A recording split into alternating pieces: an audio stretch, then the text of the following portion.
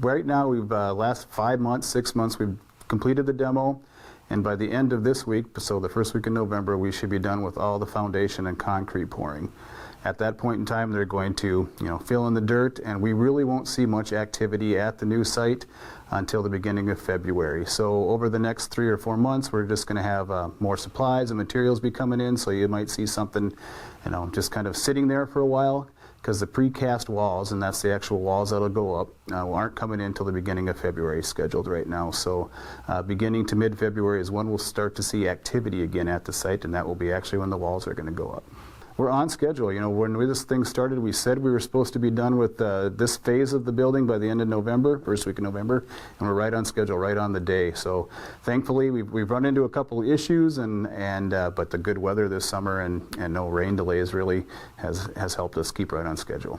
The lane on Highway 2 there has been closed for 6 weeks almost while we completed the sidewalk and some road work, with MnDOT's assistance, we've got all that approved, and now we were able to open up that street last week. So, that lane on that street, like you said before, deer hunting and the official holidays start around here. It was important to get that lane back open up and the sidewalk open up as well.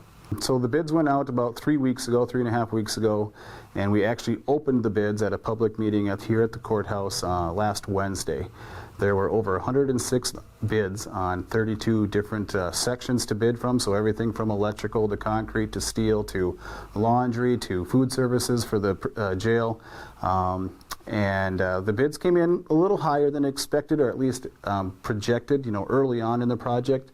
But not as bad as they could have been, given the information that we've been hearing about the price of steel, the price of aluminum, the supply chain issues.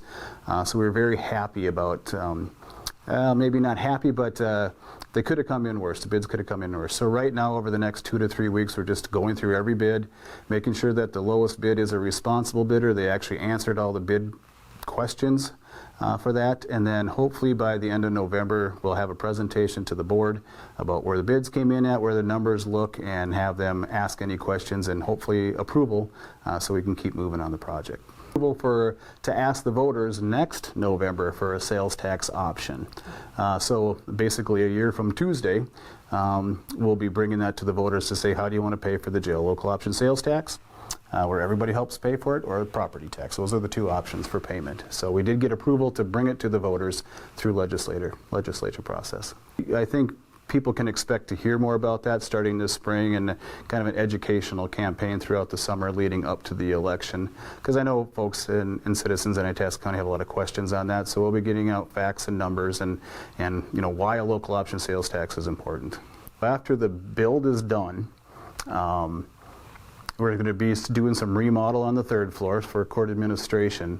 And then where the jail folks are leaving from, there's a big open called our annex, basically our general population area. We're going to remodel that, make it office spaces. Right now, the plan is to bring the probation over from across the street and bring them in here, which may open up a building for sale to get back to the public. Everything's on schedule right now, and if everything continues to stay on schedule, we're hoping for a September 2023 completion date on the entire project. So 2.5 years, it's a long build, it's a big project.